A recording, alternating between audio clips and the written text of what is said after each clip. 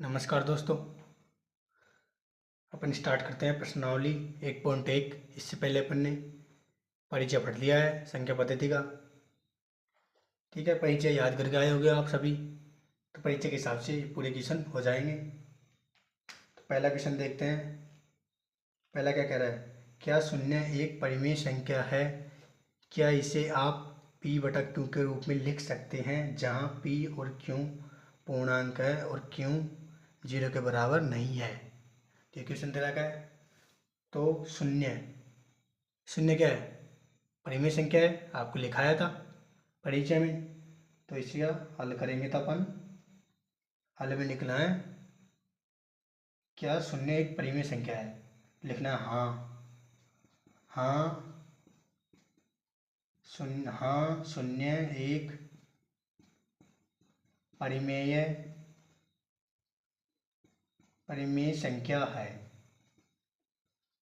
परिमेय संख्या ये तो लिख दिया अपन ने। फिर अपन को बताना है क्यों है ये, कैसे है, कैसे है ये। तो शून्य शून्य ले लिया अपन ने। परिमेय संख्या क्या होती है? पी बटे क्यों वाली, पी बटे क्यों वाली होती है परिमेय संख्या। तो अपन 0 के नीचे 1 मान ले, 0 को ले लिया 2 मान ले, या 0 ले लिया 3 मान ले। फिर पी बटे क्यों के रूप में हो रही है, पी बटे क्यों, पी बटे क्यों, पी बटे क्यों। क्यों 0 नहीं है नीचे अपन अपने, क्यों 0 नहीं होना चाहिए तो नहीं है, तो पी बटा क्यों के रूप में लिखा जा सकता है। ठीक है, ये लिख लेना हाँ शून्य एक परिमेय संख्या है। फिर ये उदाहरण लिख लेना समझाने देने के लिए। ठीक है, दूसरा है 3 और 4 के बीच में 6 परिमेय संख्याएं ज्ञात कीजिए। 3 और 4 के बीच निकालनी है, तो आपको 3 और 4 ऐसे लिख देना है। 3 और 4 के बीच निकालनी है तो 3 लिख दिया, इसके नीचे कुछ भी नहीं है तो अपन को 1 लगा देना है। लगा लिया दोनों तरफ, फिर गुणा लगा देना है, लगा दिया गुणा। फिर 6 निकालनी है, तो 6 से अगली संख्या कितनी होती है? 7। 6 तो निकालनी है, 6 से कम नहीं ले सकते, तो 6 से आगे कितनी होती है? 7। तो 7 से ऊपर नीचा गुणा कर देना है, इधर भी दोनों तरफ कर दिया। तो इधर क्या आया? 3 7 21, 21 7 21 बटे 7 ये आ गया। और इधर 7 चौक 28 बटे 7 ये आ गया। अब 21 के बाद क्या आती है? 22 और बटे में 7। फिर 22 के बाद में 23 बटे 7। फिर 23 के बाद में 24 बटे 7। फिर 24 के बाद क्या आता है? 25 बटे 7। फिर 26 बटे 7। फिर अगला क्या आता है? 27 बटे 7। 28 तो आई, 28 और 27 के बीच में ये 6 हो गई, 1 2 3 4 5 6। ठीक है, समझ आ गया। अगला देखते हैं अपन अब।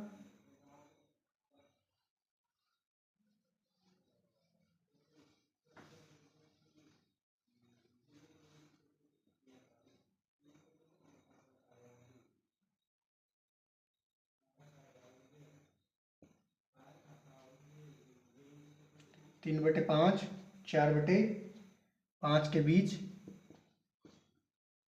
5 परिमेय संख्याएं ज्ञात कीजिए। ये क्वेश्चन है तीसरा। 3 बटे 5 और 4 बटे 5। तो 3 बटे 5 और इधर 4 बटे 5 लिख लिया ऐसे। फिर गुणा लगा देना है, लगा दिया गुणा। फिर 5 निकालने अपन को, तो 5 से अगला 6, 6 से ऊपर नीचे गुणा कर देना है, दोनों तरफ कर दिया। तो इधर क्या हो गया? 6 तिया 18 बटे 6 पंजो 30। इधर क्या हो गया? 4 छक्का 24 बटे इधर क्या हो गया? 5 छक्का 30। ठीक है, 18 के बाद में क्या आता है? 19 बटे 30। फिर अगला क्या आता है? 20 बटे 30। फिर अगला क्या आता है? 21 बटे 30, फिर अगला 22/30, फिर अगला 23/30। 1 2 3 4 5, 5 हो गई। ये हो गया तुम्हारा तीसरा क्वेश्चन।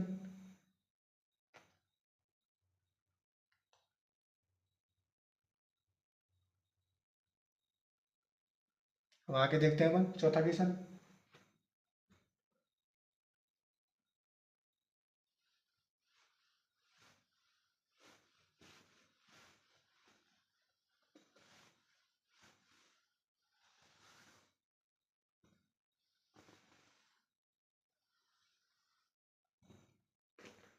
चौथे क्वेश्चन में सत्य और असत्य बताना है अपन को।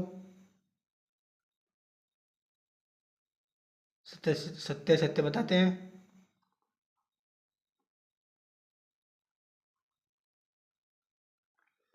चौथा क्वेश्चन है,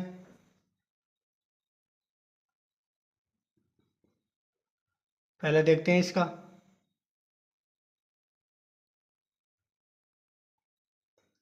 प्रत्येक प्राकृत संख्या एक पूर्ण संख्या होती है, ये बताना है अपन को। प्रत्येक प्राकृत संख्या पूर्ण संख्या होती है। तो प्रत्येक प्राकृत संख्या क्या होती है? प्राकृत प्राकृत संख्या क्या बताया था आपको? एक से प्रारंभ होकर अनंत तक, 1 2 3 ऐसे अनंत तक प्राकृत एक से। पूर्ण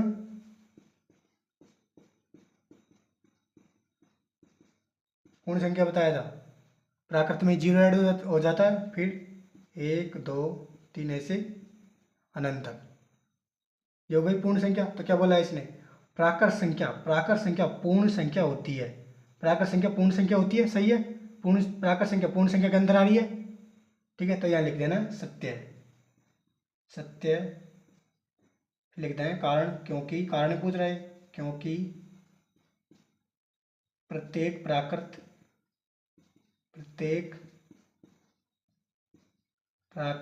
संख्या प्रत्येक प्राकृत संख्या पूर्ण संख्या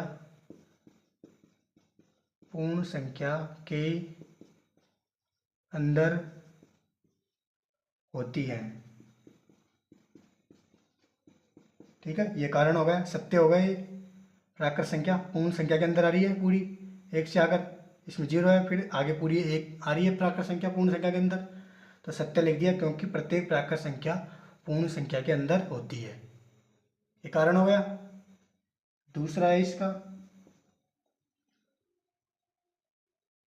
प्रत्येक पूर्णांक एक पूर्ण संख्या होती है। दूसरा है इसका, प्रत्येक पूर्णांक क्या होता है? पूर्णांक संख्या क्या होती है? पूर्णांक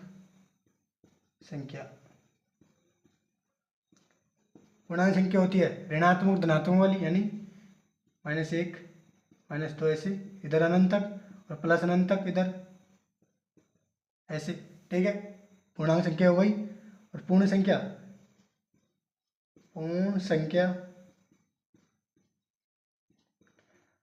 हो गई 0 1 2 3 ऐसे, ठीक है। इसमें प्लस 0 से प्लस अनंत तक, ठीक है। तो क्या बोल रहा है? प्रत्येक पूर्ण संख्या पूर्ण संख्या हो सकती है। पूर्ण संख्या के अंदर आ रही है, पूर्णांक संख्या नहीं आ रही, माइनस वाली नहीं आ रही, प्लस वाली तो आ रही है, तो ये असत्य है। अगर ये उल्टा पूछता पूर्ण संख्या पूर्णांक संख्या को होती है, तब तो सही हो जाता। इसने उल्टा पूछ लिया, पूर्णांक संख्या पूर्ण संख्या के अंदर नहीं आ रही, ऋणात्मक नहीं आ रही, धनात्मक आ रही है, तो इसमें लिखना है असत्य। कारण लिखना है, क्योंकि पूर्णांक संख्या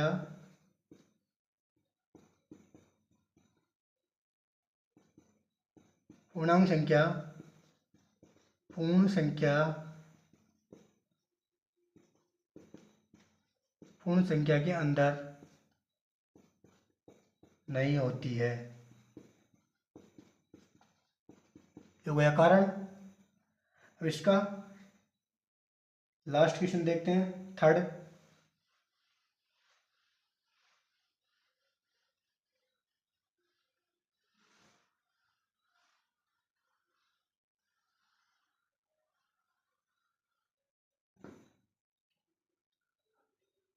थर्ड क्वेश्चन है इसका, प्रत्येक परिमेय संख्या एक पूर्ण संख्या होती है। तीसरा दे रहा गया है अपन को, परिमेय संख्या क्या होती है? परिमेय संख्या क्या बताया था आपको बेसिक में? पी बटे क्यू वाली, यानी 2/3 ये मान लिया, 4/3 ये मान लिया, ठीक है, 0 मान लिया, इसके नीचे कुछ संख्या मान ली, ठीक है, ये मान लिया। और पूर्ण संख्या क्या होती है अभी बताया था? पूर्ण संख्या क्या होती है? 0, 1, 2, 3 ऐसे अनंत है, और ये भी आगे चाहे जितनी लिख दो, ठीक है। तो क्या पूछ रहा है? परिमेय संख्या। परिमेय संख्या तो ये पी बटे क्यू वाली होती है, और ये पी बटे क्यू वाली पूर्ण संख्या नहीं है, नहीं है, तो ये असत्य है, असत्य लिखना है, असत्य है। फिर कारण लिख देना है इसमें, क्योंकि परिमेय संख्या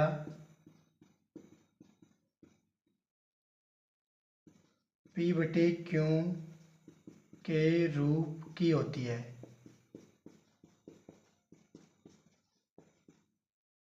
जबकि पूर्ण संख्या नहीं होती, पूर्ण संख्या नहीं होती है, ठीक है। ये कारण हो गए।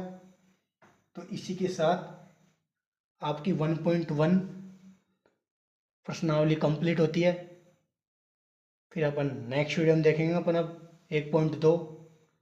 अच्छे तरीके से समझ आएगा, नोट कर लेना, ठीक है। तो नेक्स्ट वीडियो मिलते हैं अपन।